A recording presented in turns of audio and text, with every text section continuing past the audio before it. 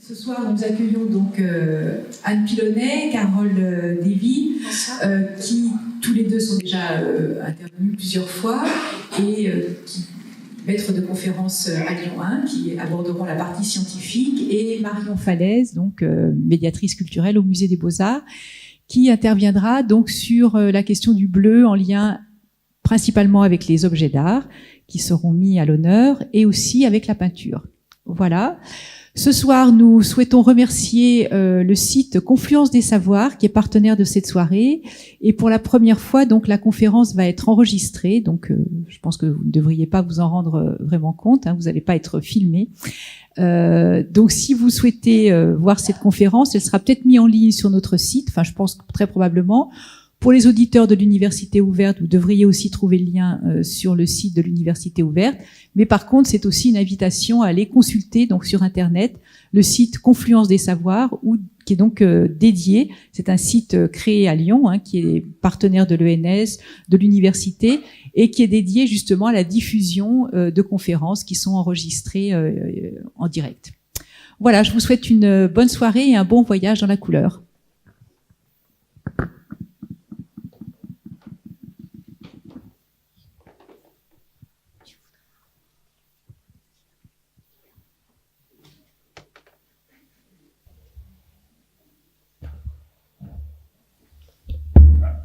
Bonsoir à tous, soyez les bienvenus pour cette 3e conférence du cycle Arts et Sciences. Aujourd'hui, on a fait le choix, tous les trois, de s'intéresser au thème du bleu et de l'aborder à la fois sur un plan technique, recettes de fabrication, mais aussi physique, optique et dans l'histoire de l'art. La simple évocation des différentes teintes de bleu est déjà une invitation au voyage. Si je vous dis bleu persan, bleu de Delft, bleu Sèvres, bleu nuit, azur, outre-mer, saphir, turquoise. Pourtant, jusqu'au XIIIe siècle, le bleu fut une couleur discrète en Occident et c'est précisément la thèse que développe Michel Pastoureau dans son Histoire du bleu, où il nous invite à réfléchir sur le bleu, emblème de la Vierge et du roi de France. Il rappelle surtout que le bleu et la couleur est un phénomène culturel, et que chaque individu recrée autour des couleurs son propre univers mental, constellé de souvenirs et d'associations d'idées. Tous les trois, aujourd'hui, nous vous proposons une autre manière de découvrir les collections du musée. C'est toujours ainsi dans l'exercice entre art et sciences. La couleur nous fera voyager d'Occident en Orient, nous permettra d'évoquer précisément le bleu de la Vierge, mais aussi les coupoles de Samarcande. On verra le bleu lapis-lazuli de Poussin et aussi l'aventure du bleu Guimet. Notre communication s'appuie essentiellement sur les œuvres du musée, sur les rapports de restauration et leur analyse, pour les antiquités, les objets d'art et la collection de peinture. Je souhaite une bonne conférence et je laisse la parole. Merci. Donc on va commencer par une première partie qui sont sur les bleus. Vas-y. Voilà, l'origine des bleus. Et donc, on va commencer par expliquer comment le bleu. Donc, j'ai commencé par des photos en fait où, en fait, dans la nature, la plupart du temps, le bleu, en fait, on voit dans le ciel. C'est un des principaux endroits où on voit ce bleu. Et ce bleu, il est présent quand il fait beau, en fait, parce que dès que le temps se change, en fait, vous avez tout de suite apparition de blanc, de gris, voire de rouge si c'est le soir. Mais finalement, il est beaucoup associé au soleil, en fait, et à la lumière. Dans la nature, il y a quelques pigments bleus, mais il y en a très peu. Les fleurs bleues, il y en a, mais souvent, elles sont pas stables. Il y a quelques animaux qui ont cette particularité d'être bleus. Et les minéraux, il y en a quelques-uns, mais c'est que des éléments très rares. On n'a pas de montagne bleue, en fait. Alors, la question, c'est qu'est-ce qui donne la couleur bleue à un matériau? Et du coup, pourquoi ces matériaux sont si rares? Alors, pour introduire juste, qu'est-ce que la lumière? En fait, la lumière, c'est une toute petite partie des ondes qui existent, ondes électromagnétiques dans la nature. C'est une petite palette qui va du bleu, enfin du violet au rouge, avec une gamme beaucoup plus intense à notre œil, du vert, du rouge et du jaune. Donc, le violet, c'est les hautes énergies, et le rouge, c'est les basses énergies. Donc, créer du bleu, c'est arriver à éliminer les basses énergies. Alors, c'est en fait le plus difficile à faire. Alors, première question, on peut le faire par absorption, en utilisant la matière pour absorber la lumière. Alors, pour descendre sur la matière, on va redescendre à l'échelle de l'atome, où tout le monde connaît qu'un atome, en fait, vous avez un petit... Oula, excusez-moi. Là. Vous avez le noyau qui est au centre, avec les électrons qui gravitent autour, et il faut savoir que les électrons, ils prennent que des orbitales définies. Quand la lumière arrive ou qu'ils sont excités par la chaleur, ils vont passer d'un orbital à un autre, mais c'est tout. Alors que traditionnellement, on va représenter ça comme ça. Vous avez en fait l'état fondamental, là où les électrons sont en repos, et un état dit excité, qui est vide, quand rien ne vient exciter cet atome. Si on arrive avec la lumière, à ce moment-là, la lumière va avoir plusieurs types de radiations, et elles vont interagir avec cet atome. Et donc, ce qu'il faut se rappeler, c'est que le rouge, c'était les basses énergies, et le violet, les hautes énergies. Et si vous avez un atome qui a la particularité d'avoir une différence entre deux niveaux qui correspond pile à une différence, vous allez avoir absorption de cette radiation. Donc ici, par exemple, la radiation bleue. Alors, c'est vrai pour les différents atomes, et chaque atome a des caractéristiques différentes. C'est ce qu'on voit là. Vous avez un spectre d'absorption, donc la lumière arrive sur un gaz, donc des atomes libres, et vous voyez des raies d'absorption. Alors ça, c'est intéressant, mais les gaz, en général, ils sont incolores parce que ces raies, ils sont peu intéressants pour la coloration des matériaux parce que c'est trop peu large, en fait. Donc, du coup, c'est utilisé en éclairage, mais pas un atome seul, c'est pas très intéressant. Donc, on va passer aux molécules. Une molécule, c'est au minimum 2 atomes. Deux atomes qui se rejoignent l'un et l'autre. Donc, quand ils se rapprochent, il y a possibilité de créer des orbitales moléculaires, c'est-à-dire des endroits où les électrons vont graviter autour pour créer une liaison chimique. Mais ces deux atomes, ils vont pas se regarder. En fait, ils vont osciller autour d'une position d'équilibre. Et puis, en même temps, ils vont aussi tourner l'un par rapport à l'autre, parce que dans l'espace, ils ont de la place. Du coup, par rapport à notre atome de tout à l'heure, il va y avoir deux types d'énergie en plus. Une énergie dite de vibration et une énergie dite de rotation. Alors, ça fait quoi? Ça veut dire qu'on ne peut plus représenter notre état électronique fondamental et notre état excité comme deux raies, mais on est obligé de faire des courbes, comme ça. Courbe de l'état excité, qui est là, et courbe de l'état fondamental. Et du coup, quand la lumière arrive sur ce type de molécule, au lieu d'avoir une seule petite raie qui correspond à la transition entre les deux, vous voyez qu'en fait, il y a plus d'endroits où on peut avoir l'absorption, toute une gamme qui va être absorbée, et on aura ce qui s'appelle des bandes d'absorption au lieu d'avoir des raies d'absorption. Alors malheureusement, pour les diatomiques, je vous ai expliqué, c'est en général dans l'UV, l'absorption, donc c'est pas très intéressant. Il faut aller sur des molécules plus compliquées pour avoir des bandes d'absorption, comme ici. Là, vous aviez tout le visible, et on voit la chlorophylle, il reste que le vert, un petit peu de jaune et un peu de rouge, qui est là, ce qui donne un pigment vert. Alors, on va pas s'étendre sur les molécules, mais je vais vous donner deux molécules ici, et je vais vous demander de chercher la différence.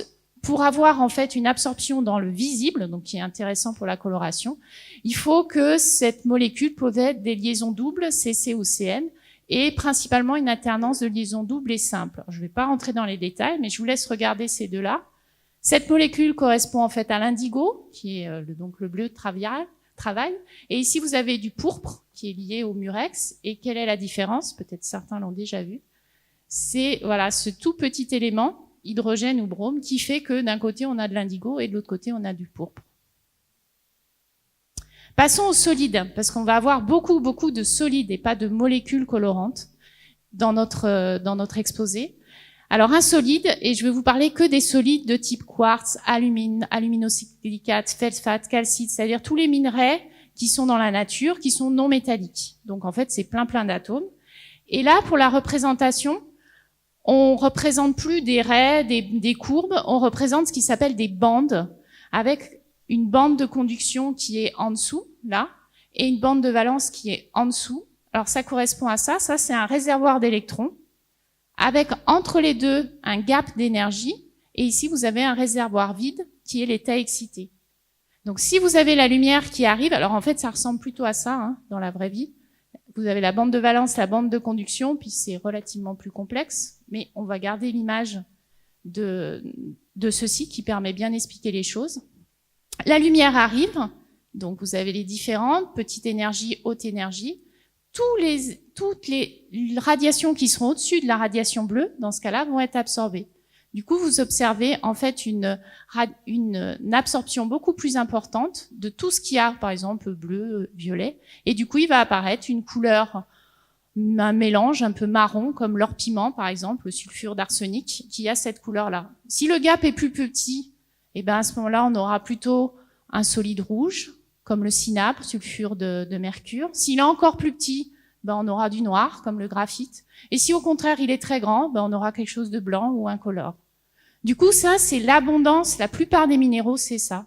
Vous avez une variété de couleurs qui va du noir au blanc, mais sans passer par le vert et le bleu. Ça, il y en a plein dans la nature.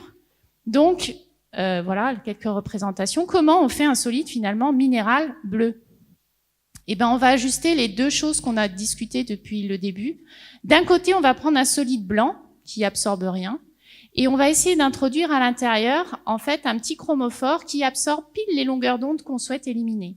On l'introduit à l'intérieur, et à ce moment-là, quand la lumière arrive, bah, le bleu et le violet, ou que le bleu, sera pas absorbé, et tout le reste sera absorbé. Alors, pour les termes techniques, vous avez la coloration dite idiochromatique, où il y a une grande quantité de chromophores colorants, au contraire, dans le minéral, ou une coloration holochromatique, c'est-à-dire qu'il y en a une très faible quantité, ça apparaît même pas dans la formule du minéral, mais ça change sa couleur. Et quels sont les éléments chimiques qui produisent ça? Essentiellement les métaux de transition, qui sont entourés en rouge, essentiellement la première ligne, et pour le bleu, le cobalt, le cuivre, le fer aussi et d'autres, et puis aussi le soufre. Alors je laisse... Donc vous avez le fer, par exemple, vous l'observez dans le saphir, qui est là. Le verre, vous l'observez dans un verre de cobalt, que vous expliquera Marion. Là, vous avez le bleu d'Égypte, qui est à base de cuivre, et la lapis lazuli, qui est à base de soufre.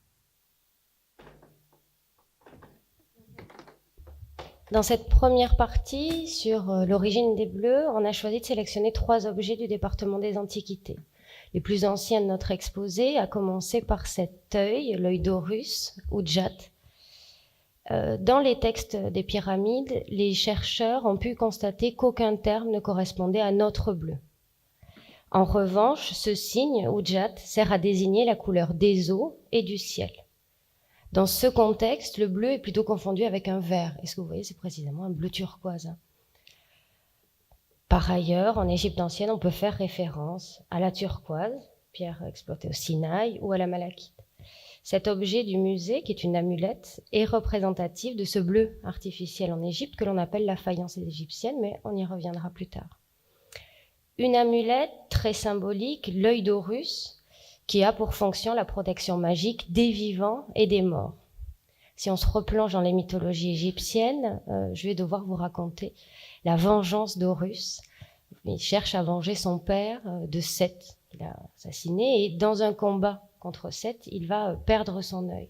Son œil gauche est crevé et arraché. Pour le guérir et lui rendre une vision parfaite, Atum avait inventé l'onguent salvateur, c'est le col. Dès lors, l'œil blessé d'Horus était porté par tous, l'Udjat soigné. C'est véritablement le symbole de la garantie de l'intégrité physique. On continue en Égypte avec un très bel objet, tout petit, encore une fois, en vert cette fois. On illustre ici l'emploi du bleu de cobalt avec un balsamère, autrement dit un vase à parfum, véritable produit de luxe pour la civilisation égyptienne, qui est obtenu au moyen d'un procédé qui est tout aussi original, c'est un verre coulé sur noyau. Cette technique permet de produire des récipients creux. On coule la pâte vitreuse en fusion autour d'un noyau de terre mêlée de paille qui est façonné à la forme souhaitée. Le décor sur le fond cobalt est réalisé à partir de verres colorés ramollis par la chaleur et qui sont disposés avec une petite pointe pour faire les motifs.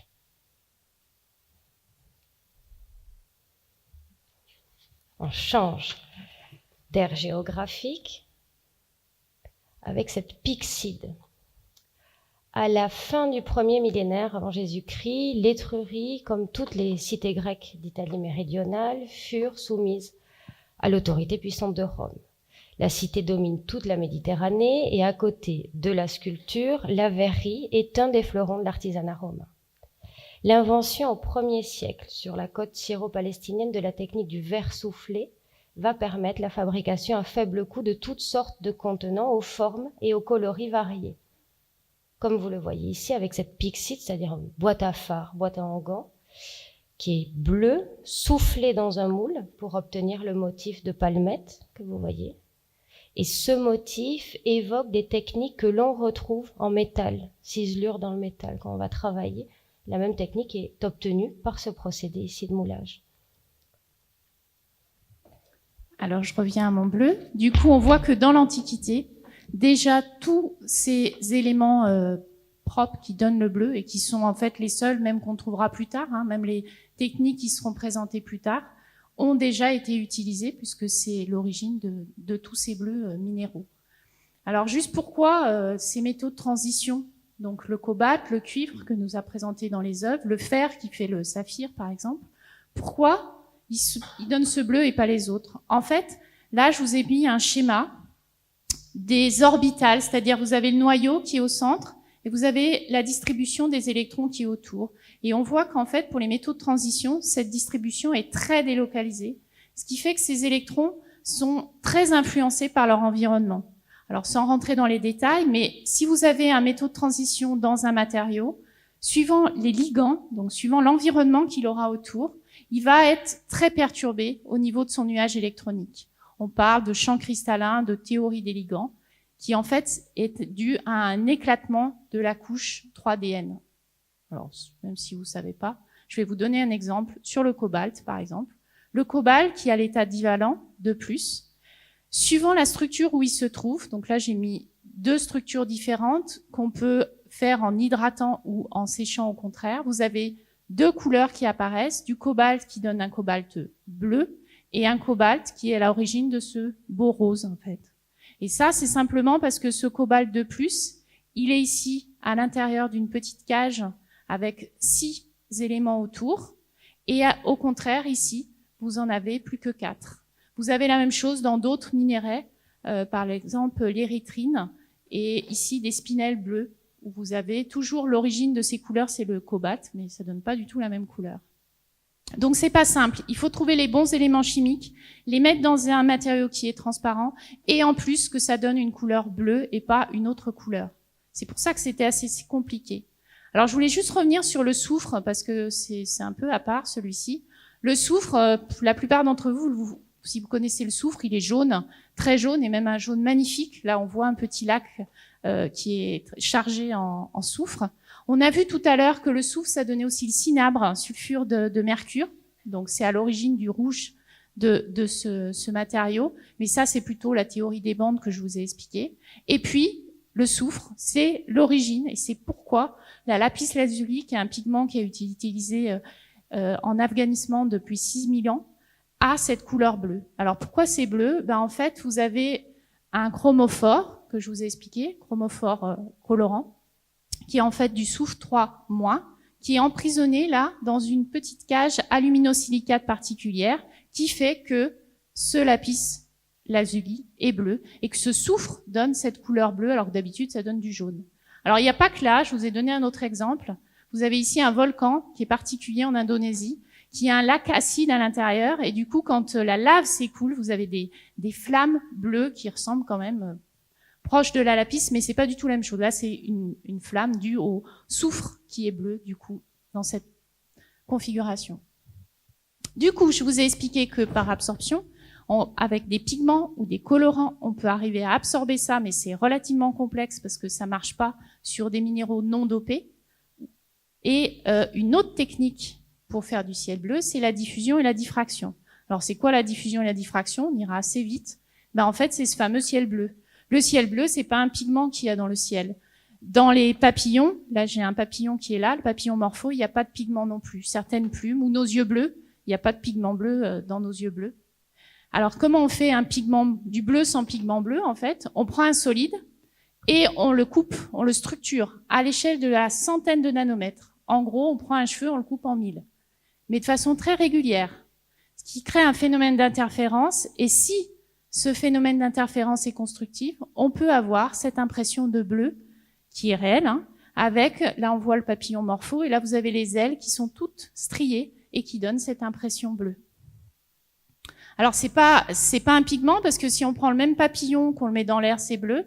Si on le met dans un liquide transparent d'indices différents, c'est vert, puis dans un autre, c'est orange. Donc on voit bien qu'il y a un phénomène lumineux différent. On peut aussi prendre ce même solide et faire des trous, toujours de la même type de taille. Et là, vous avez un phénomène qui s'appelle la diffusion Rayleigh, qui est plus fort pour le bleu que pour le rouge et qui fait que on fait le ciel bleu, en fait, dû à la présence de molécules à l'intérieur de ce ciel. Mais vous avez aussi des plumes, où vous avez des petites aspérités à l'intérieur, ou nos yeux bleus, qui sont exactement liés à ce phénomène-là. Donc, conclusion, vous avez deux façons de faire du ciel bleu, soit par absorption, soit par diffraction, par la structuration de la matière. Et il faut savoir qu'on est très peu sensible au bleu, donc dans tous les cas, il faut que le phénomène il soit très très performant.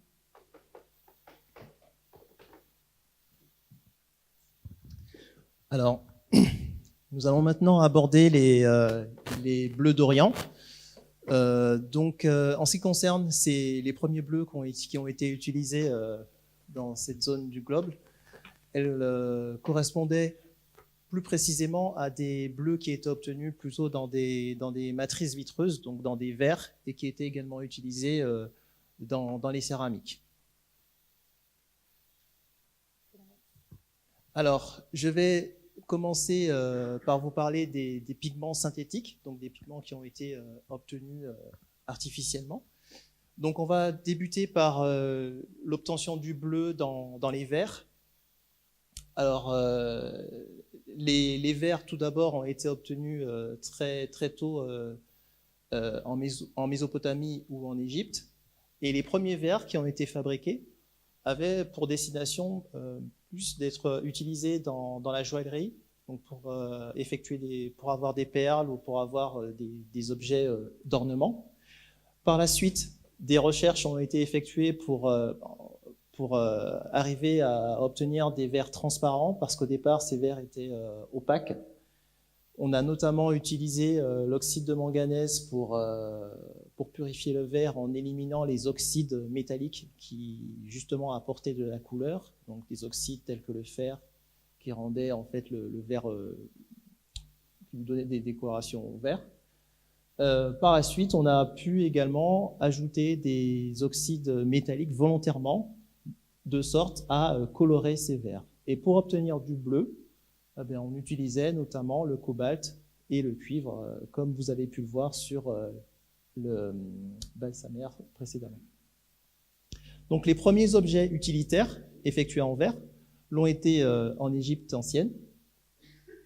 Alors Marion a déjà évoqué les techniques de fabrication des verres, donc je vais aller assez rapidement là-dessus. Donc en ce qui concerne l'induction sur noyau, il s'agissait de modeler l'intérieur de l'objet avec de la terre et de la paille, de couler ou de tremper cet objet dans du verre en fusion, et après de récupérer l'objet avec la pellicule de verre et d'éliminer ensuite la terre qui était à l'intérieur, donc de façon à récupérer l'objet. En ce qui concerne le soufflage du verre, on fait toujours fondre le verre en question. C'est une technique qui est née en Palestine. Tu me confirmes, Marion? On récupère une partie de verre qui va être par la suite, grâce à la canne, le cylindre creusé ici, soufflé de telle sorte à modeler une forme, sachant que, en tout cas au départ, et notamment dans les exemples qu'on a pu voir ici, le verre soufflé était placé dans un moule qui permettait d'épouser en fait une forme. Donc, par la suite, les motifs pouvaient être effectués par des ajouts d'oxydes colorants localement. Donc vous avez donc les exemples qui vous ont été montrés précédemment, donc avec ici, dans cette partie-là, un vert qui a été coloré au cobalt, et dans les parties bleu turquoise, le vert a été coloré en utilisant notamment du cuivre. Donc vous avez également, donc il s'agit ici d'un exemple d'induction sur noyau, et les deux exemples que vous pouvez voir ici correspondent à des verres soufflés dans des moules. On poursuit avec les verres, mais on avance à la fois dans la chronologie avec, sur cette diapositive, deux exemples iraniens, la collection ici des arts de l'islam, qui est visible dans le département des objets d'art. L'aiguière, plus petite, 17e, Iran safavide, et l'aspersoir beaucoup plus grand pourrait être plus tardif, jusqu'à l'Iran Qadjar. Cette forme est très populaire au 19e siècle en Iran. Pour parler du verre en Iran, on rapporte souvent la même anecdote, celle d'un Vénitien à Shiraz qui aurait favorisé la réintroduction du savoir-faire en Iran. Vénitien qui arrive sans un sou et qui vient chercher fortune avec un savoir-faire, celui de la verrerie vénitienne qu'on connaît, de Murano. Cette aiguière, la plus petite, elle reprend les formes qu'on trouve à Venise, avec les anses appliquées, avec les grands cols. La seconde, par contre, présente une typologie beaucoup plus originale. Vous voyez ce long col qu'on appelle col de cygne. On les trouve dans les ateliers comme très fréquents. On trouverait dans toutes les collections islamiques, dans tous les musées, je pense, du monde entier. On appelle ce vase le réceptacle des larmes. Les larmes des femmes qui pleurent les soldats envoyés au combat. Et dans les deux cas, c'est du cobalt. Alors, nous allons aborder maintenant la faïence égyptienne. Donc, on retrouve l'œil que vous avez vu précédemment, qui illustre bien ce matériau.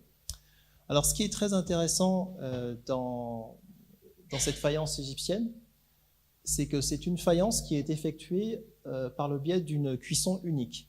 Donc, je vais le détailler par la suite, mais on va voir que souvent, quand on veut décorer de la céramique, on va faire deux cuissons. Ici, ce n'est pas le cas.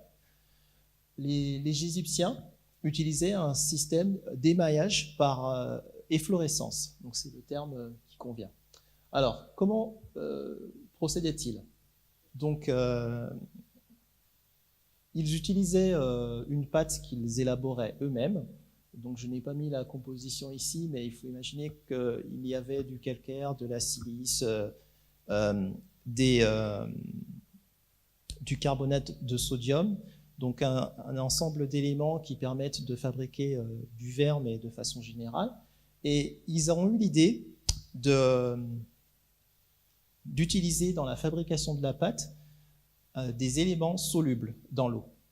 Donc souvent, pour faire le modelage, les différents matériaux étaient ajoutés à de l'eau, et donc ça permettait de pouvoir modeler une forme.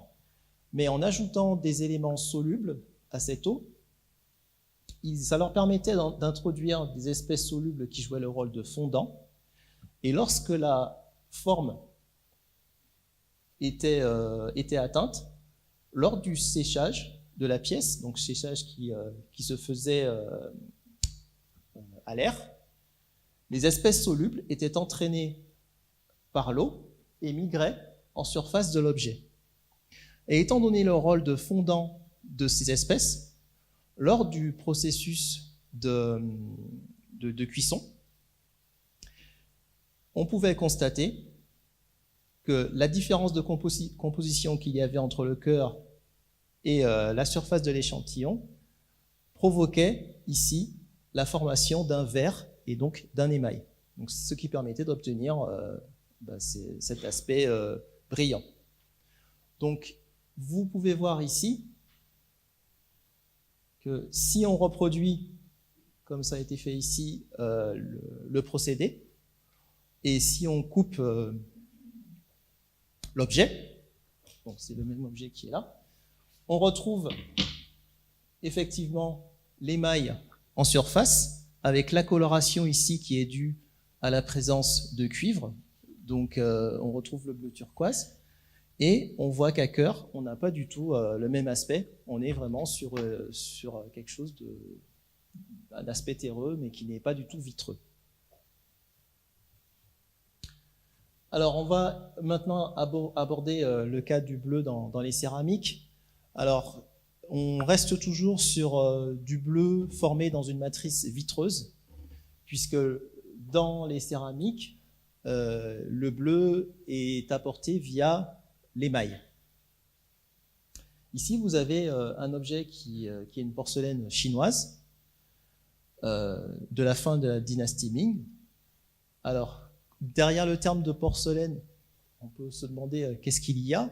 Donc, une petite précision, la porcelaine n'est pas une terre naturelle, c'est une terre qui est totalement artificielle et qui est fabriquée en mélangeant du kaolin et du feldspath. Ce qui est très intéressant dans le cas de la porcelaine, c'est qu'on peut atteindre une blancheur qui est assez impressionnante et qui est due justement à la pureté des minéraux qui sont utilisés pour la fabriquer. Donc il faut s'assurer qu'il y ait une quantité relativement faible d'oxyde colorant dans les composés que l'on va utiliser. Donc pour réaliser ce bleu, donc on part sur des étapes d'émaillage, c'est-à-dire d'un mélange de poudres qui vont nous permettre de former un vert et dans lequel on va ajouter des oxydes colorants. Donc vont se succéder un certain nombre d'étapes, dont broyage des poudres, mélange des poudres et des pigments colorants dans l'eau. On applique l'émail sur le tesson. Donc la partie eau va un peu sécher, mais il va toujours vous rester un petit peu d'eau. Mais par contre, lorsque vous allez chauffer votre composé, enfin votre tesson recouvert de la glaçure ou de l'émail cru, vous allez former un verre qui va recouvrir votre porcelaine. Donc ici, dans le cas de l'objet que je vous ai montré, l'oxyde colorant et le cobalt. Alors, dans certaines zones du monde, notamment en Iran et en Turquie, on a voulu reproduire ce qui se faisait en Chine. Donc, étant donné qu'il n'y avait pas forcément de porcelaine disponible dans ces régions, ils ont cherché à trouver une alternative pour arriver au même résultat. Donc, l'alternative, elle a été la suivante, c'est qu'ils ont travaillé avec une terre qu'ils avaient fabriquée eux-mêmes, qui était composée de silice, d'argile, d'oxyde de plomb et d'un verre, donc qui contient de la silice, du calcium, etc., mais qui venait compléter un peu la formulation. L'oxyde de plomb est très important parce qu'il va permettre d'abaisser la température de fusion de tout le mélange. Et donc, ils modelaient leur objet avec ce mélange. Ils n'effectuaient pas de cuisson à ce stade. Le colorant était ajouté en le combinant à une frite de la même composition. On pouvait dessiner les motifs sur le tesson cru à l'aide de ces oxydes colorants, de ce mélange. Motifs qui étaient réalisés avec des oxydes de cobalt ou des oxydes de cuivre suivant la couleur que l'on voulait obtenir sur l'objet. Par la suite, une fois que l'oxyde colorant était déposé, on rajoutait une glaçure qui avait la même composition que le tesson, c'est-à-dire une seconde couche qui venait recouvrir les motifs, et on faisait un seul traitement thermique à 900 degrés qui permettait de cuire à la fois le tesson et l'émail et qui permettait d'obtenir le résultat suivant, qui est assez magnifique. Donc, vous avez ici un résumé de tout ce dont je viens de vous parler, donc l'oxyde colorant et la frite, la glaçure crue, le chauffage et tout l'ensemble émail et tesson cuit qui se forment. Je voulais vous présenter ce petit plat qu'on appelle les plats de type crack, toujours présent ici dans la collection, puisque dans l'imaginaire collectif, la porcelaine bleu-blanc, c'est chinois. C'est l'expression la plus emblématique que l'on associe. Pourtant, c'est très tardif. Ça arrive relativement tard dans l'histoire de la céramique chinoise, puisque ce décor bleu de cobalt apparaît vers le XIVe siècle.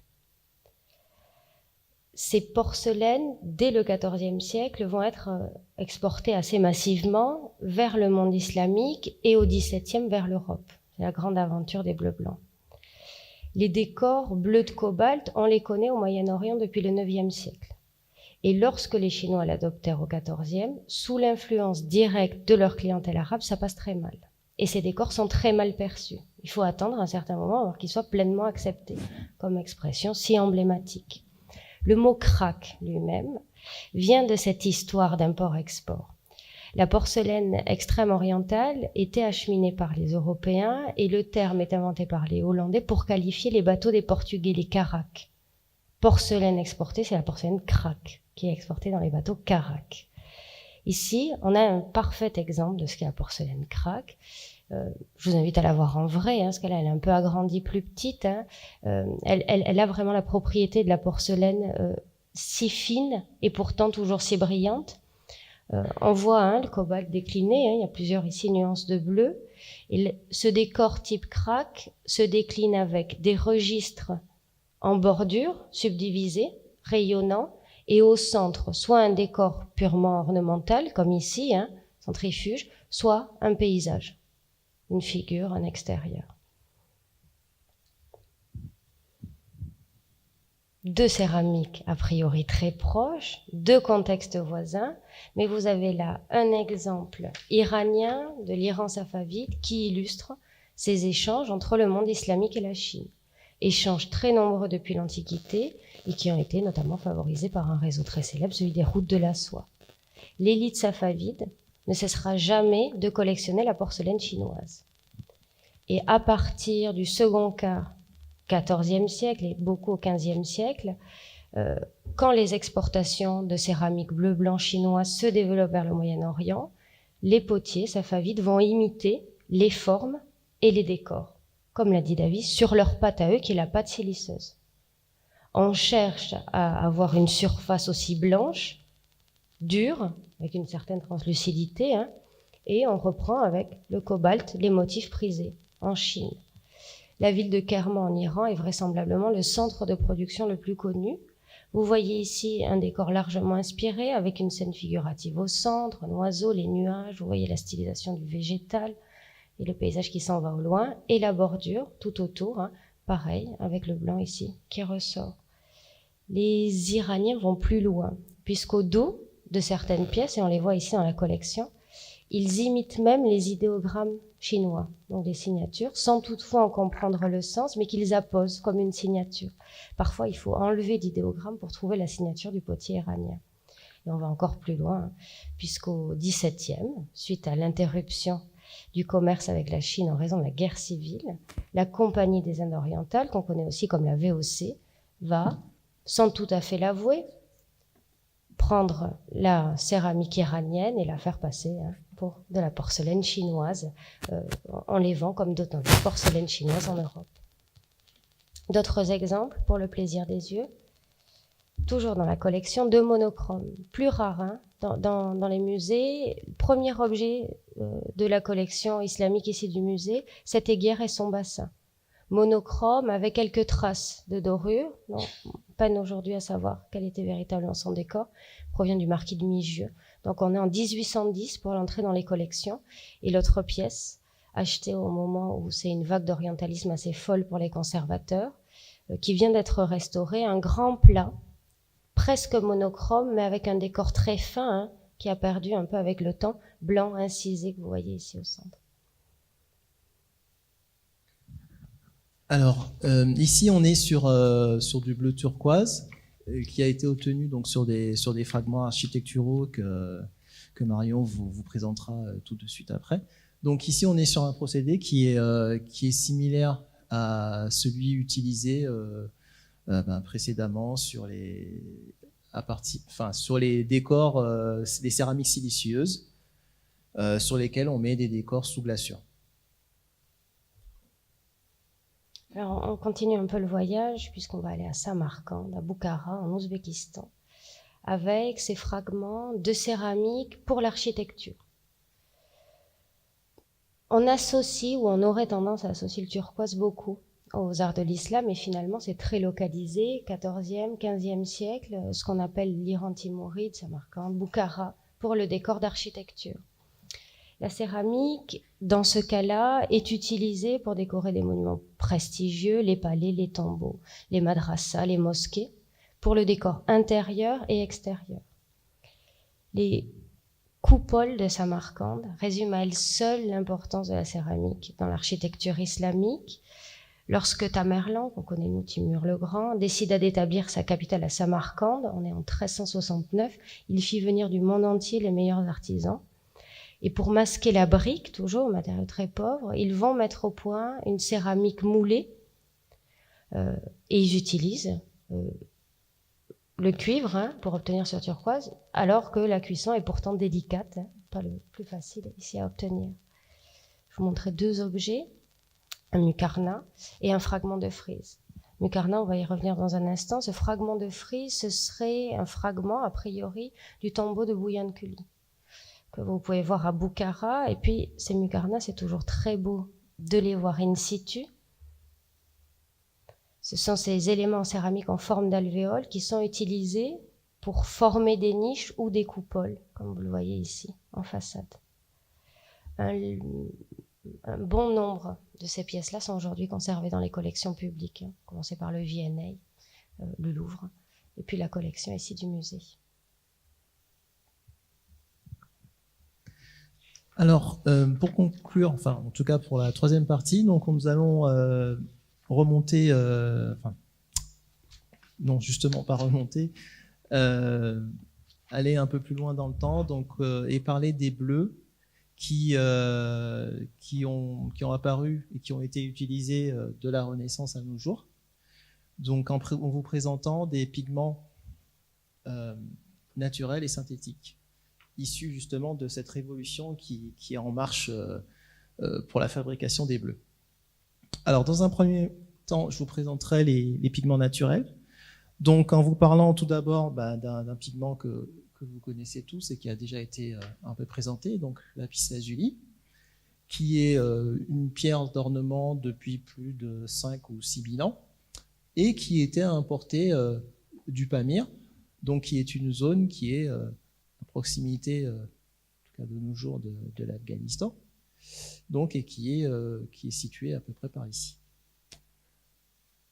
Donc, quand on parle du minerai lapis-lazuli, on s'aperçoit que dans le lapis-lazuli, il y a en moyenne entre 25 et 40% de l'azurite.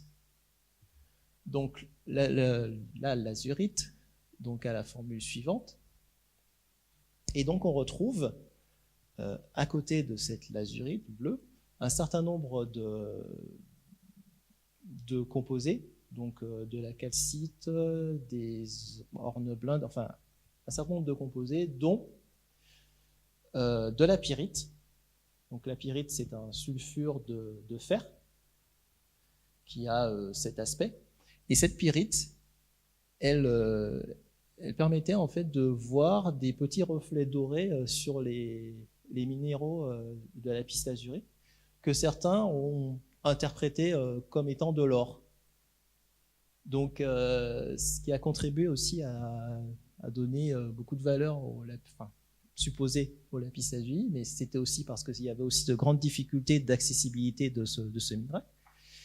Et c'est d'ailleurs, en fait, grâce à ces reflets dorés, que la pyrite a été surnommée l'or des fous. Parce qu'ils pensaient que c'était de l'or, mais ça n'en était pas du tout. Donc, si on veut utiliser le lapis-lazuli et obtenir un bleu le plus éclatant possible, il faut broyer la pierre et faire un traitement thermique à haute température pour éliminer les impuretés. Donc ce traitement est indispensable pour avoir un bleu le plus éclatant possible. Donc, si on fait le bilan des atouts et des inconvénients que peuvent présenter le lapis-lazuli, donc on a un bleu qui est très beau, donc qui est assez intéressant du point de vue, je pense, du peintre. Donc le pouvoir couvrant de ce pigment est correct, plutôt bon. Au niveau stabilité chimique, c'est-à-dire évolution suivant la confrontation à certains composés, sa stabilité chimique est correcte, même si le composé peut être attaqué à l'acide, donc avec des acides un peu agressifs. Au niveau de la stabilité à la lumière et en température, c'est un composé qui se distingue de ce côté-là. Il est vraiment très stable au niveau de la lumière, il n'est pas photosensible et il ne réagit pas avant une montée en température très élevée. Par contre, au niveau du prix, c'est un pigment qui était vraiment inaccessible pour de nombreux peintres. Certains ne l'utilisaient que pour vraiment faire des détails parce qu'ils ne pouvaient pas forcément s'en procurer suffisamment. Et à une époque, le lapis-lazuli pouvait être aussi cher que l'or. Donc c'était vraiment quelque chose de très difficile à avoir. Je peux bon. C'est bon? Avec la collection de peintures, et d'abord de peintures anciennes, vous avez sous les yeux un tableau très connu ici au musée, l'Adoration des mages de Véronèse. Et il est vrai que les Vénitiens au XVIe siècle sont les maîtres du colorito.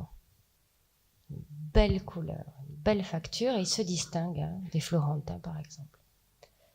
Un article intéressant a été publié à l'occasion de l'exposition à l'Institut du monde arabe, Venise et l'Orient. Et l'analyse des pigments de ces peintres vénitiens montrait que les échanges de la République de Venise avec les infidèles, avec les Turcs, avec l'Iran, avaient favorisé l'importation de pigments précieux aux couleurs fines et délicates. Vous en avez un joli exemple ici, les mêmes pigments qui étaient utilisés par les miniaturistes persans, par exemple. La sélection des œuvres qui va suivre s'appuie vraiment sur les rapports de restauration. C'est-à-dire que quand une œuvre du musée n'a pas fait l'objet d'analyse sur les pigments, on s'abstient, même si on sent bien que ça pourrait être de l'azurite. Et on a forcément choisi le bleu le plus précieux, le bleu lapis-lazuli, avec un exemple incontournable, c'est le Guerchin. Grande toile du Guerchin destinée au maître-autel des Sœurs de Jésus et Marie à Bologne. Et c'est un exemple assez audacieux de l'emploi du lapis-lazuli. Scène de circoncision dans un cadre à l'antique, le profil d'une ville fortifiée à l'arrière-plan pour sert d'écran à la représentation ici de la famille du Christ. Il revient là, ce peintre de Bologne, à un vocabulaire beaucoup plus classiciste après des années ici baroques. Si l'enfant irradie de clarté, la Vierge se distingue aussi par un manteau d'un bleu intense. Mais la Vierge n'a pas toujours été habillée de bleu. C'est à partir du XIIe siècle que la Vierge se pare de cette couleur, et cette combinaison doit beaucoup au culte marial. Pour illustrer ces propos-là, on prend souvent comme exemple les vitraux de Saint-Denis, largement bleus, qui ont été remaniés pour associer le bleu à cette idée du monde céleste, du monde divin et de cette couleur. Cette couleur du manteau bleu de Marie, de la robe bleue de Marie, elle n'est pas définitive. Parce que par la suite, elle est supplantée par le doré et par le blanc symbolique qui est adopté par le pape au XIXe siècle. Comme cela a été souligné, ce bleu lapis-lazuli reste un pigment extrêmement précieux, extrêmement coûteux et a priori n'est utilisé qu'en surface, venant se superposer à un pigment plus accessible. Mais la dimension quasi monumentale de la toile en montre un exemple tout à fait extraordinaire. Et puis celui-là, vous le connaissez peut-être aussi. Sur cette toile de Nicolas Poussin, c'est la robe qui se pare de bleu, lapis-lazuli, alors que le manteau de la Vierge reste blanc. Le peintre représente ici un passage célèbre de l'Évangile selon saint Matthieu, au cours duquel le roi Hérode, ayant appris des mages la naissance à Bethléem du roi des Juifs, ordonne la mise à mort de tous les enfants de moins de 2 ans. Joseph est averti par un songe, vous voyez l'ange représenté dans la toile, et il sait qu'il doit fuir en Égypte avec sa famille. Nicolas Poussin, il nous l'a appris plein de fois, c'est un peintre très intellectuel, très mesuré, dans sa composition, dans la symbolique, dans la dynamique générale de l'ensemble de la toile. On dit souvent qu'on lit Nicolas Poussin comme on lit un texte. Et là, tout est organisé autour d'une grande diagonale, vous voyez, qui traverse en deux, avec le monde céleste d'un côté, le monde terrestre. La Sainte Famille chemine, et chaque regard désigne une direction, une temporalité. Joseph questionne l'ange. Marie se tourne symboliquement vers le passé, un peu nostalgique, et l'enfant Jésus nous regarde. Nicolas Poussin, même s'il apparaît aujourd'hui comme l'éminent représentant du classicisme français XVIIe siècle, a fait toute sa carrière à Rome. Mais cette œuvre en particulier fut commandée par l'artiste en 1657 par un soyeux lyonnais, Jacques Cérizier, qui était installé à Paris. Un détail que vous pouvez retrouver sur le site Gigapixel, puisque toutes ces œuvres-là ont été photographiées en très haute définition. Alors, je vais vous présenter maintenant un second pigment naturel, l'azurite, à ne pas confondre avec la lazurite, le composé principal du lapis lazuli. Donc, l'azurite, c'est un pigment naturel qui est en fait un carbonate de cuivre basique. Son utilisation remonte à l'Égypte ancienne et il a eu un retour en force en Occident au Moyen-Âge, notamment à une période où on avait perdu la méthode de fabrication du bleu égyptien. Donc c'est pour ça qu'on l'a retrouvé à cette époque-là. Alors dans la nature, l'azurite est souvent trouvé associé soit au cuivre natif, c'est-à-dire au cuivre métallique, ou à la malachite, donc qui est également un carbonate de cuivre, mais qui est de couleur verte. Ce composé, il a quelques inconvénients, c'est qu'il peut réagir dans certaines conditions, et on peut avoir l'azurite qui se transforme par addition d'eau en malachite, donc en produit vert, et on peut également avoir cette azurite qui se transforme en oxyde de cuivre qui est de couleur noire. Donc je vais vous montrer ici un exemple d'utilisation de l'azurite. Et ici ce qui est intéressant, c'est que l'azurite a été associée à la malachite sur le tableau. Enfin non, d'ailleurs ce n'est pas un tableau, c'est de la peinture sur tissu en fait. Donc c'est une œuvre de Wang Zimeng. Donc c'est un détail en fait du tissu. Donc l'œuvre s'appelle 1000 lys de rivières et montagnes et on peut voir donc l'azurite et la malachite ici. Alors je vous ai parlé précédemment de problèmes de stabilité et c'est un peu ce que l'on voit ici. Donc c'est un altarpiece, c'est un retable, donc décoré par Raphaël, élaboré par Raphaël. Et vous pouvez voir ici donc le vêtement de la Vierge, qui est de couleur noire ici. Alors comme l'a dit précédemment Marion, donc à cette époque-là, la Vierge était représentée avec des vêtements bleus. Et ici, le vêtement est noir tout simplement parce que l'azurite a réagi et s'est transformé en oxyde de cuivre. Donc voilà. Donc ça peut être problématique. Ici, on était certainement sur une pièce qui avait peut-être été laissée en extérieur ou quelque chose comme ça. Je ne sais pas si tu veux rajouter quelque chose au niveau symbolique. Voilà. Donc, en ce qui concerne l'azurite et ses qualités et ses défauts, donc on obtient un bleu qui est d'une couleur assez satisfaisante. Elle a un pouvoir courant, l'azurite a un pouvoir couvrant qui est correct. Au niveau de la stabilité chimique, c'est un peu c'est là où le bas blesse, puisque c'est un composé qui peut réagir avec un S acide, avec de nombreux acides minéraux, mais qui est également instable en température et qui peut également être altéré par l'humidité. Donc ça fait quand même beaucoup de problèmes pour l'utilisation de ce type de composé. Et au niveau du prix, c'est un composé qui est abordable, qui est fabriqué à partir de cuivre. D'ailleurs, on peut également maintenant le fabriquer. Donc on le trouvait à l'état naturel, mais on peut également le fabriquer. L'autre problème de l'azurite, c'est qu'elle doit être utilisée avec des grains assez grossiers, puisque c'est un pigment qui a tendance à s'affadir à partir du moment où on commence à le broyer. Alors, je fais ici référence à une œuvre du musée. Donc, il y a des analyses qui ont été effectuées sur la Corée, donc la statue qui est ici, et on a trouvé à cet endroit-là des traces d'azurite. Et vous avez ici une, je ne sais pas quel est le mot employé, mais une projection, proposition, voilà, une proposition de coloration de la Corée. En fait, on pense, avec de gros guillemets, que la Corée était comme ceci à l'origine, et que les pigments s'en sont allés au fur et à mesure.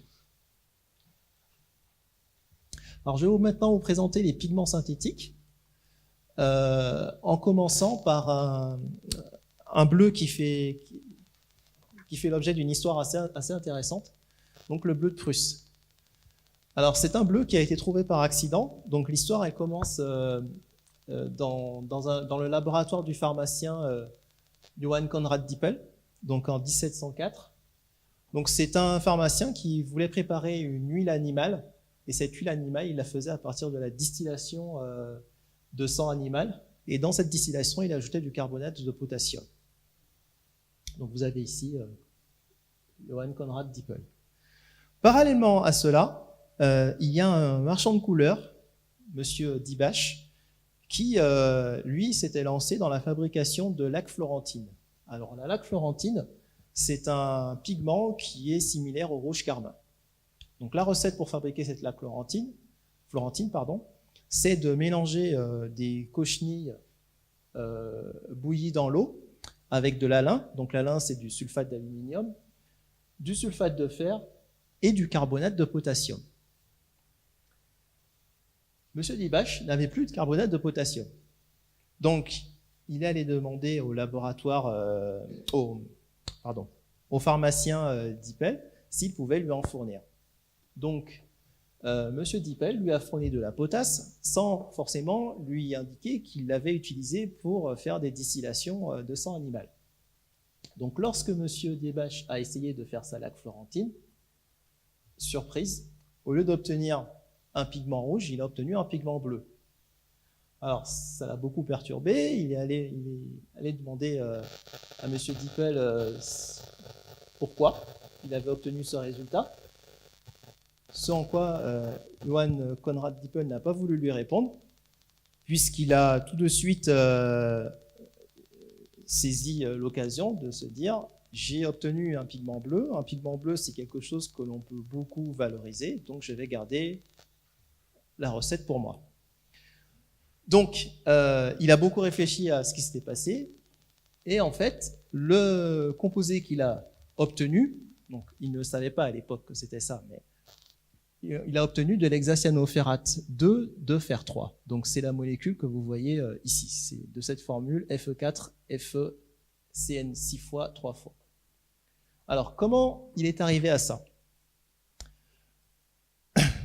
En fait, dans la potasse qu'il a donnée à M. Dibach, il y avait le fameux hexacyanoferrate. Cet hexacyanoferrate, il provient de l'hémoglobine qui est présente dans le sang animal.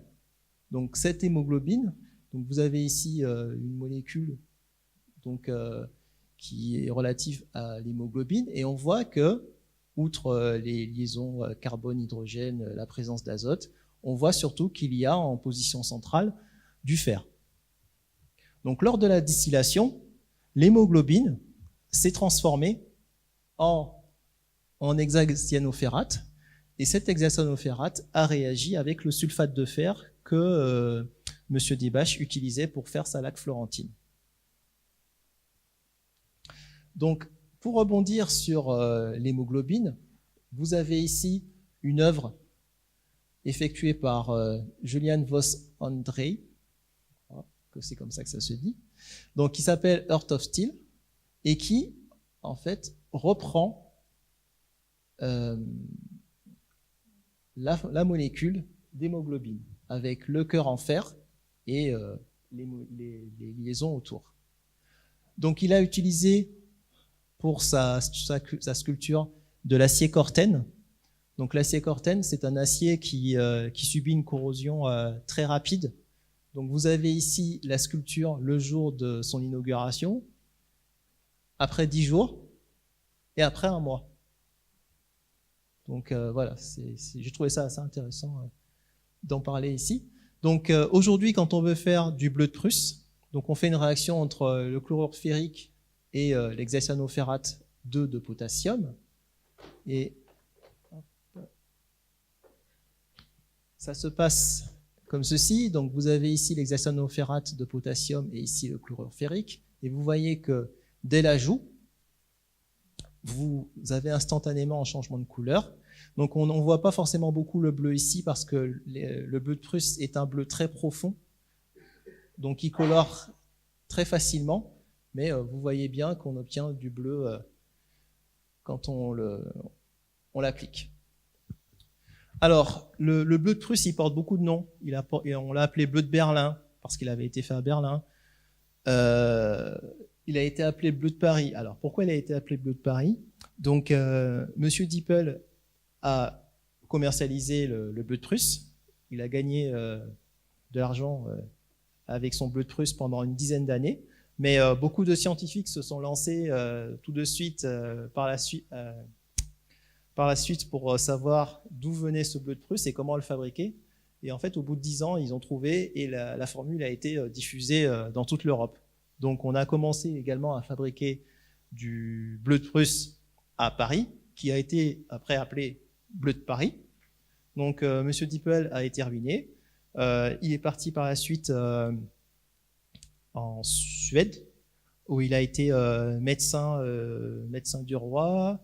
Après, comme il a fait quelques formulations de médicaments un peu douteuses, il a dû s'enfuir très rapidement. Et je crois qu'il a été emprisonné par la suite au Danemark. Voilà. Je ne sais pas s'il est mort au Danemark, mais il a été emprisonné au Danemark. Et en ce qui concerne le fabricant de couleurs qui a été le premier finalement à fabriquer du bleu de Prusse, on n'a jamais su ce qu'il était devenu. Voilà. Donc en ce qui concerne ce bleu de Prusse, il a été utilisé par Vincent van Gogh, Claude Monet, mais également en Asie. Et cette œuvre que vous connaissez tous, je pense,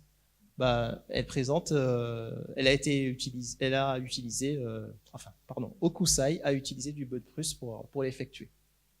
Donc en ce qui concerne le bleu de Prusse, au niveau couleur, on peut dire que on obtient un bleu qui ne se rapproche pas forcément du lapis lazuli. C'est un bleu qui est un peu plus profond.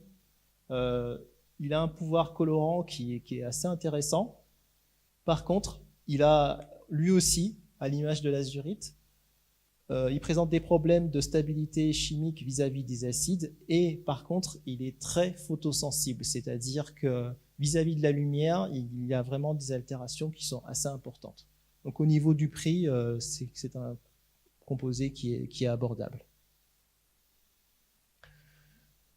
Alors, je vous ai mis ceci ici, c'était pour un peu illustrer l'utilisation des pigments par les impressionnistes et souligner le fait que de nombreux bleus, donc ici le bleu de Prusse qui était utilisé pour associer au jaune de chrome pour faire du vert, mais le bleu de cobalt, le bleu céruléen et l'outremer artificiel, ces 4 composés-là rentraient dans la palette des impressionnistes. Alors, nous n'avons pas traité ici le bleu céruléen et le bleu cobalt pour des questions de temps, mais voilà.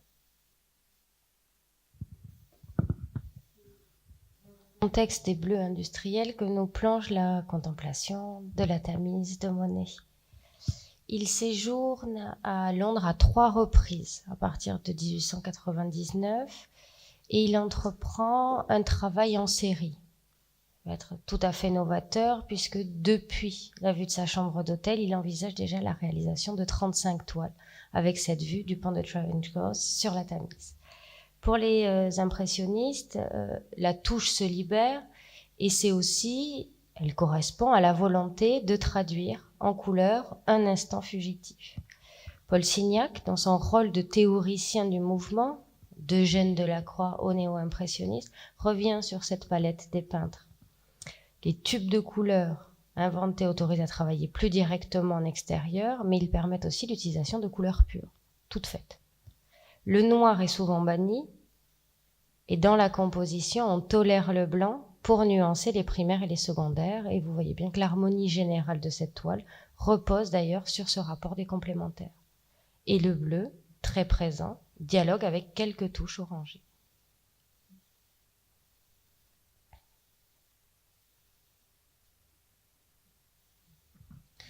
Alors, nous allons maintenant aborder un bleu qui est très présent sur Lyon et assez prestigieux, donc le bleu guimet.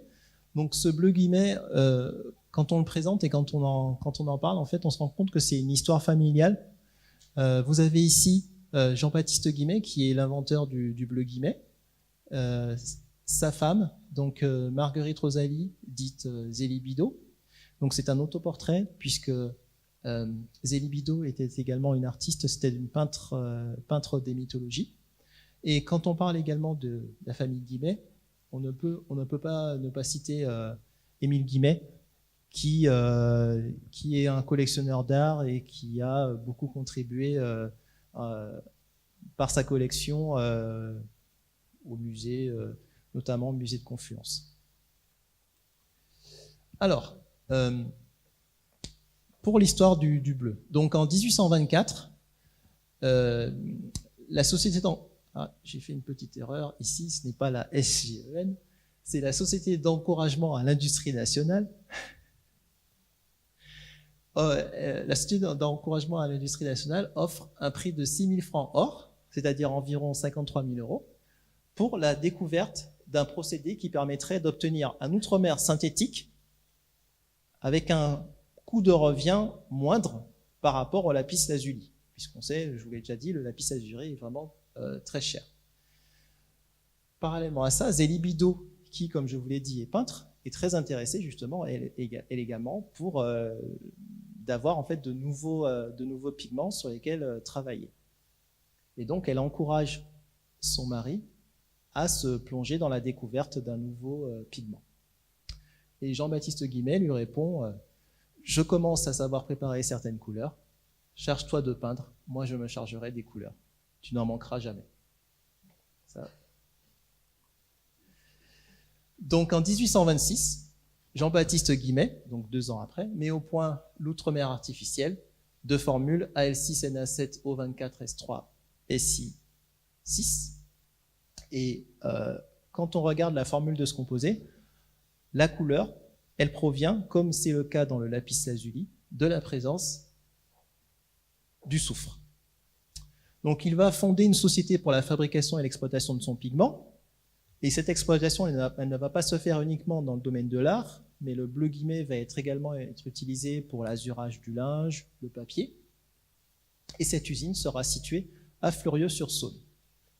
L'outremer artificiel est obtenu par un traitement thermique à une température précise, donc 800 degrés, en mélangeant les composés suivants.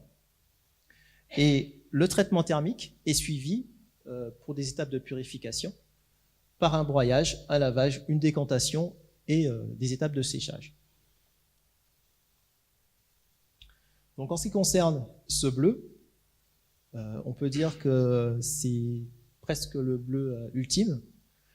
Donc une couleur qui est quand même très intéressante, très vive, un pouvoir couvrant qui est très satisfaisant, une stabilité chimique qui est plus que correcte. En fait, l'outremer peut être attaqué par des acides, mais il faut quand même déjà être assez agressif. Il a une excellente stabilité à la lumière et à la température. Et au niveau du prix, Jean-Baptiste Guimet a atteint l'objectif, c'est-à-dire qu'il a créé un outremer qui était accessible au niveau financier. Donc, vous avez ici une représentation d'un des plafonds du Louvre. Donc, c'est Ingres qui a effectué l'apothéose d'Homère. Et vous avez, dans l'habit du personnage d'Apelle, l'autre mer artificielle fabriquée par Jean-Baptiste Guillen.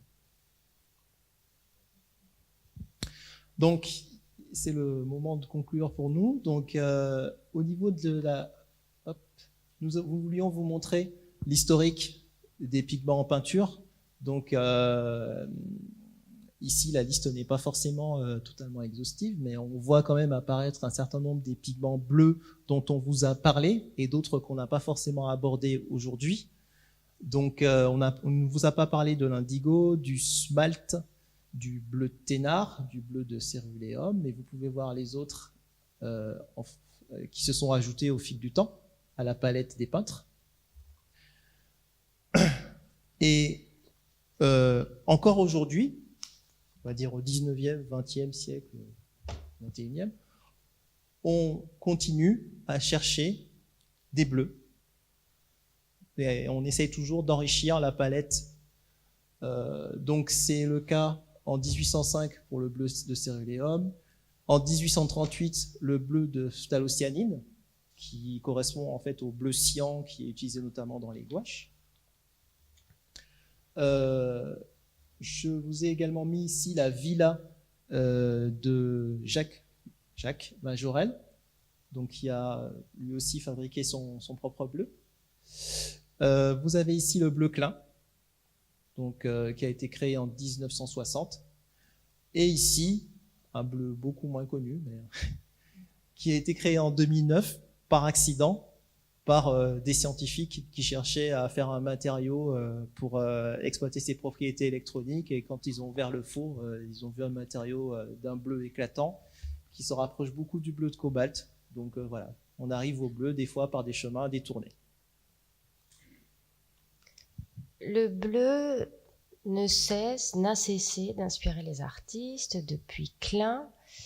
Certains, comme lui, ont choisi vraiment d'en faire leur médium privilégié. On pense ici à Genevièvas ou à l'écran de céramistes, Adjou d'un côté et de Jonc de l'autre, avec les céramiques plutôt d'installation. Dans cette histoire de l'art ou cette histoire tout court du bleu, Michel Pastoureau demeure une référence parce qu'il a eu la volonté d'interroger l'objet par sa matérialité même, par l'histoire symbolique des couleurs, de l'héraldique, mais poser aussi la question du fer du bleu et de son histoire dans la peinture en particulier. L'actualité des musées ces dernières années a prouvé que le bleu encore avait son mot à dire. On pense à l'exposition du Mucem qui s'intitulait « Le bleu et le noir » avec une approche davantage histoire sociale. On pense aussi à l'expérience de la couleur au musée de Sèvres, où il y avait une thématique sur le bleu, et on pense en particulier à la manifestation organisée par la Cité de la Céramique à Limoges, qui a donné lieu à une très belle publication qui a pour titre « Les routes bleues, périple d'une couleur de la Chine à la Méditerranée ». On pense encore à tous les collègues ici qui ont travaillé une dizaine d'années sur le bleu dans les collections et qui continuent, vous le voyez, de nous inspirer toujours pour ces dialogues entre art et science. Je laisse le mot de la fin à Anne. Alors du coup, moi je reviens. Donc on a beaucoup parlé en fait des minéraux, donc liés à l'absorption par différents, mais finalement je vous avais dit que dans la nature, c'est principalement des pigments bleus sans pigments bleus, c'est-à-dire des bleus structurels. Donc on a fait tout le musée pour trouver ça, on n'en a pas trouvé. Nous, on a travaillé avec une artiste, donc Anne Goyer, qui fait ce pigment bleu sans pigment bleu, c'est-à-dire que là, l'œil que vous voyez, c'est simplement de la craie, de l'huile, un glacis avec des craies blanches à l'intérieur. Au fond, il y a du bitume. Et on a vraiment cet aspect bleu qu'on voit là, clairement sur les yeux. Et ça, c'est du bleu structural. C'est-à-dire qu'il n'y a pas de bleu pigment. Et c'est vraiment, comme le bleu du ciel, un effet de diffusion. Et en fait, elle a utilisé un pinceau, des glacis, une technique qui est très ancienne, qui est due à la Renaissance. Donc du coup, j'ai cherché.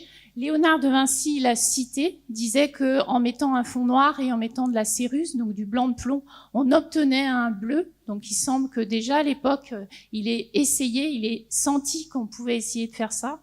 Et Rubens, donc du coup je suis allée voir au musée, vous en avez un au musée, a priori utilisait aussi cette façon pour faire du bleu. Alors j'ai cherché, ça c'est du bleu classique, à mon avis, mais peut-être par là, on avait des colorations plus bleutées. Le problème de ces toiles plus anciennes, c'est que le vernis a jauni, donc du coup, ça a perdu cette coloration bleue. Et le vernis a changé d'indice. Et je vous avais montré le papillon morpho dans l'air, dans l'acétone, etc. Et du coup, ça peut perdre complètement cette coloration bleue. Donc la question est ouverte. Il y a des chercheurs qui travaillent là-dessus, sur est-ce qu'on le réobserve aussi dans l'art pictural le plus ancien.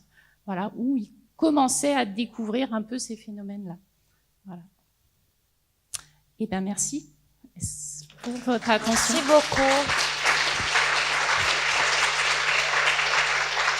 Alors, trois visites suivent la conférence pour voir les œuvres, puisque là, il y a plein d'œuvres qui sont dans le musée que vous pouvez voir en vrai. Et même si vous n'allez pas aux visites, je vous invite à aller les voir. Et il y a aussi un atelier pour réaliser des bleus qui est proposé par l'Université ouverte, qui sera en mai. Voilà, vous pouvez vous inscrire auprès de l'Université ouverte. Et puis, on vous a fait une petite biblio. Pas de tout, mais voilà, de nos ouvrages préférés sur le bleu. Voilà. Je ne sais pas si vous avez des questions.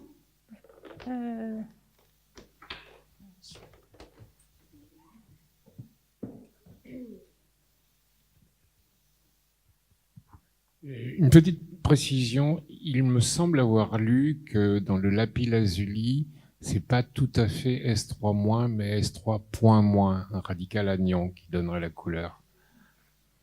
Désolé, mais je l'ai vu dans Philippe Walter, qui est quand même une bonne référence. Alors en fait, on a fait plusieurs recherches. Effectivement, les deux apparaissent. Et vu comme est constituée la molécule, on a jugé que c'était S3, la molécule, moins. Mais effectivement, je l'ai retrouvé dans d'autres bouquins. Donc voilà. Non, mais...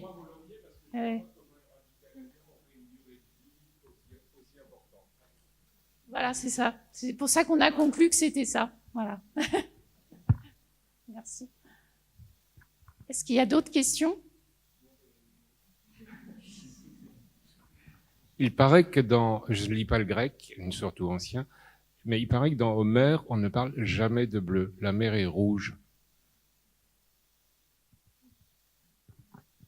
Alors peut-être que Marion sait mieux répondre. Effectivement, c'est le cas. À peine. Dans cet ouvrage, Les périples du bleu de la Chine et de la Méditerranée, il y a 3 articles lexicaux sur toute cette présence. Et effectivement, ni égyptien ni grec ne parlent de ce bleu tel qu'on l'entend nous. Donc c'est une bonne piste et je vous invite sur ces essais en particulier. Le bleu dans le monde iranien et dans l'Antiquité occidentale. Et d'après un bouquin donc Daniel Roche, voilà, qui est écrit sur justement sur ça, et il conclut qu'en fait que peut-être pour eux le bleu c'était soit un minéraux particulier qui était bleu, enfin la lapis, des choses comme ça, soit c'était lié au phénomène de lumière, c'est-à-dire c'était lumineux ou pas lumineux. C'est comme je vous ai dit, la mer finalement elle est pas bleue, elle est éclairée par le soleil ou elle ne l'est pas en fait. Donc c'était voilà, c'est là-dessus qu'il parle. Après j'ai pas plus d'infos.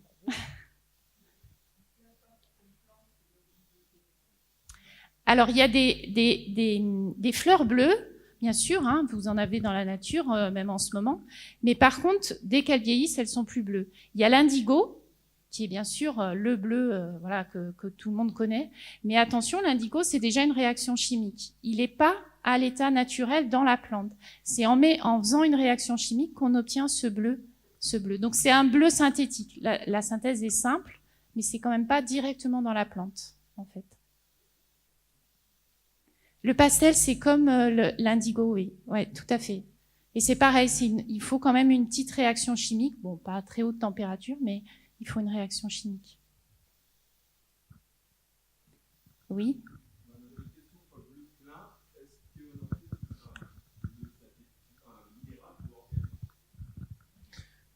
Alors, de ce que j'ai lu, le bleu Klein, en fait, le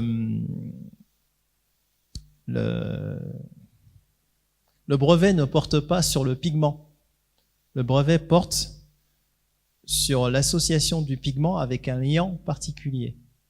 Donc le bleu Klein, en fait, c'est de l'outremer artificiel qui est associé à un liant qui, quand il sèche, craquelle et donc n'atténue pas l'outre-mer. Parce qu'en fait, quand vous utilisez l'outre-mer, vous allez utiliser un liant, et ce liant, il va faire écran à la couleur. Donc en fait, la recherche de Klein, c'était de trouver un liant qui craquait lors du séchage pour ne pas perturber la couleur et atténuer la couleur de l'outre-mer. Donc voilà. Éviter la diffusion blanche, C'est finalement, du nuage. Est-ce qu'il y a d'autres...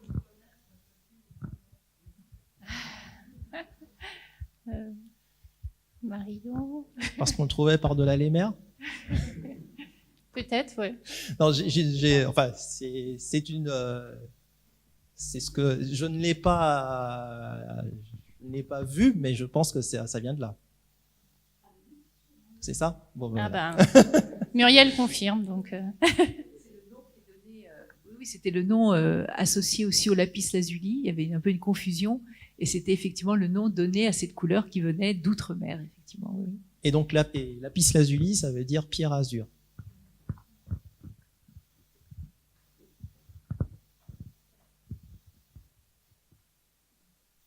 Voilà, ben merci. S'il n'y a pas plus de questions, merci de votre attention.